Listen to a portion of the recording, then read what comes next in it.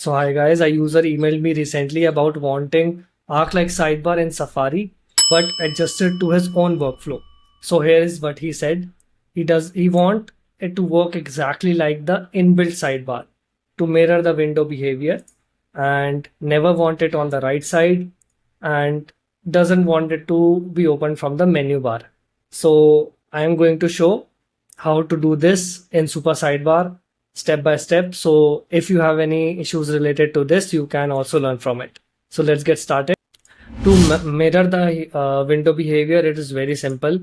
As you can see, it is currently exactly behaving like inbuilt sidebar, and it is hiding when the window is going back and showing up when the window is going front, and he doesn't have to open it manually. To do this, click on three dots and turn on auto show behavior and smart attach. Auto show with browser makes sure that it opens automatically when you move back to the browser, and when I turn it on, as you can see, it will open automatically. And then there is a setting when leaving the browser. There are two options, hide or keep visible. When you turn on keep visible, as you can see, it will stay visible, just go behind. If you want that, that's also possible. Now, what does smart attach do? Smart attach attaches to the browser. You can turn that also off as well, and this way it doesn't follow the browser.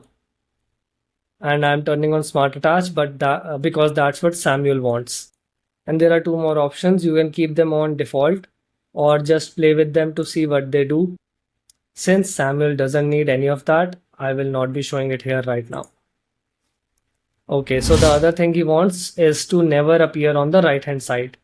To make that possible, go to settings and then sidebar and make sure default sidebar position is left. And then go to mouse triggers and make sure right edge is turned off. When the right edge is turned on, the sidebar can appear on the right hand side when you move the mouse there. So just turn it off and it won't appear on the right hand side and automatically open on the left hand side when you turn it on. And the third thing Samuel wanted, that he didn't want to access it from the menu bar. So there are two other ways. One is global shortcut. As you can see, you can turn it on and off using global shortcut, and the other is the floating button. You can turn it on from general, and when you turn it on, you will see this button on your screen, and you can use it to turn the sidebar on or off. And when you don't want it, you can just hide it again and can then open it from here again. I hope this helps Samuel and anyone else who was facing these issues. Just let me know. If you ever face some issues or you want to show your workflow to other users as well, just email me and I will create a video out of it so everyone can benefit from it.